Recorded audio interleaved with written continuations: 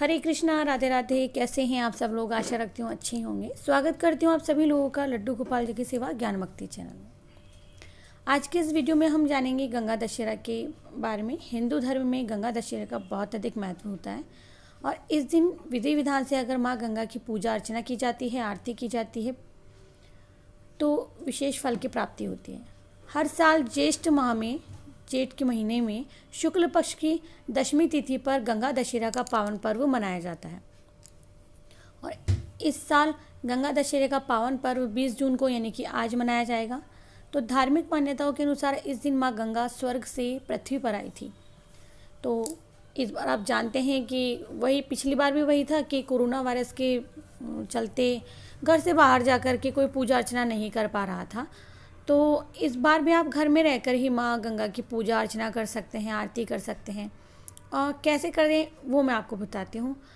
तो आइए चलिए हम इस वीडियो में पूजा विधि भी देख लेंगे, महत्व जान लेंगे और जो मंत्र है वो भी और आरती भी। ठीक है।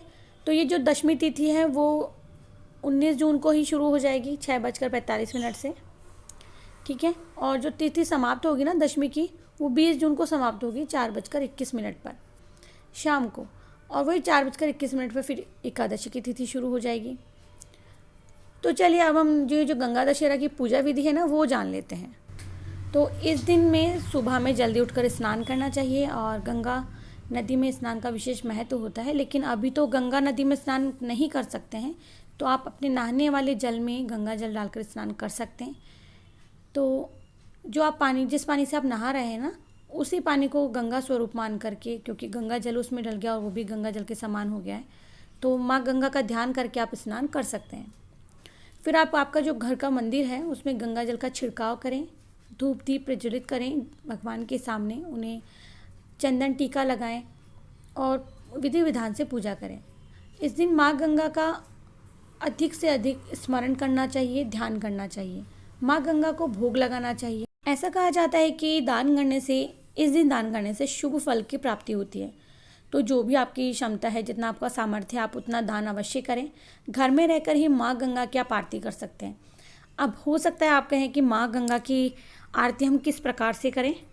तो हम सभी के घर में गंगा जल अवश्य होता है। आप किसी भी बर्तन में, किसी लोटे में गंगा जल लेकर और उस गंगा जल की आप पूजा कर सकते हैं, उसकी आरती कर सकते हैं। माँ गंगा चालीसा का पाठ कर सकते हैं और आरती जिस प्रकार से आप आरती अपनी देवी देवताओं की करते हैं उसी तरीके से आपकी आरती वाली बुक में माँ गंगा की आरती भी अवश्य होगी। तो आप उसे देख करके माँ गंगा की आरती कर सकते हैं। इस पावन दिन माँ गंगा की पूजा अर्चना करने से सभी तरह के दोषों से मुक्ति मिल जाती है। माँ गंगा की पूजा अर्चना करने से शुभ फल की प्राप्ति होती है और कहा जाता है कि माँ गंगा की पूजा करने से मृत्यु के बाद में मोक्ष की प्राप्ति भी होती है। तो आप इस बात का ध्यान रखें कि माँ गंगा की पूजा के बाद में आपको आरती अवश्य करनी है। वैसे तो आप सभी सूर्य देव को अर्घ्य देते ही होंगे, लेकिन आज गंगा दशहरे के दिन सूर्य देव को अर्घ्य ज़रूर दें और गंगा मैया का स्मरण करें, उनकी आराधना करें और पितरों की आत्मा शांति के लिए भी माँ गंगा से कामना करें। तो आप ना पानी से भरकर मिट्टी का कोई भी मटका दान कर सकते हैं इस दिन। जिस भी चीज़ का आप दान करें ना उसकी संख्या 10 होनी चाहिए, क्योंकि गंगा दशहरा है।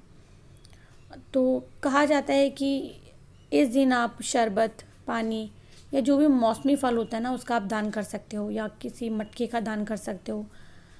और इस दिन आपको याद रखकर अपने घर में गंगा जल अवश्य ज़रूर से छिड़कना चाहिए। इससे कहते हैं कि नकारात्मकता दूर होती है, पॉजिटिविटी आती है। तो आप सभी जानते हैं कि गंगा जल के स्पर्श मात्र से ही जो भी अशुभ प्रभाव होते हैं ना वो दूर हो जाते हैं, पॉजिटिविटी आती है। तो गंगा जल का छिड़काव हमेशा हमें अपने घर में वैसे भी करते रहना चाहिए।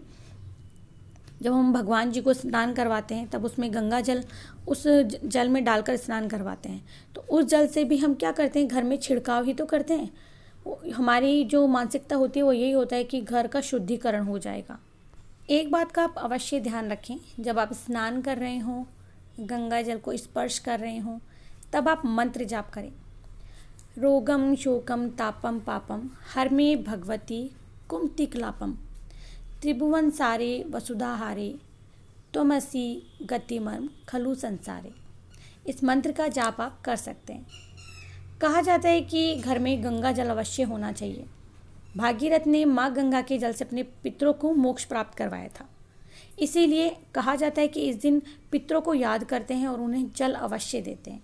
साथ ही में उनके नाम का भी दान करते हैं। तो पितरों को गंगा दशहरा के दिन जल देने से वह आशीर्वाद देते हैं, जिससे घर में सुख शांति का वास होता है। तो आप भी अपनी जो घर में पितृ होते हैं या जो हमारे बड़े बुजुर्ग जो स्वर्ग सिधार चुके हैं, आप उन्हें इस दिन पानी पिला सकते हैं या किसी पौधे में उनका नाम लेकर पानी डाल सकते हैं।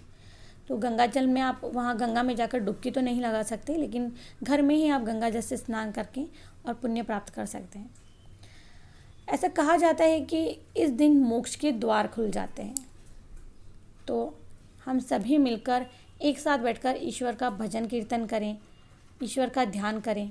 हमें धार्मिक पुस्तकें पढ़नी चाहिए, इस बात का ध्यान रखें। तो कहा जाता है कि पूजा पाठ केवल व्रत से ही नहीं, पूजा पाठ अपनी मधुर वाणी से किसी को बुरा भला ना कहकर हम समस्त पुण्यों को प्राप्त कर सकते हैं। ठीक है, आशा करती हूँ आप सभी लोगों को वीडियो पसंद आया होगा, और अगर वीडियो पसंद आए तो प्लीज़ वीडियो को ज़रूर से लाइक कर दीजिएगा, चैनल को सब्सक्राइब कीजिएगा, फ्रेंड्स फैमिली में ज़रूर से शेयर कीजिएगा।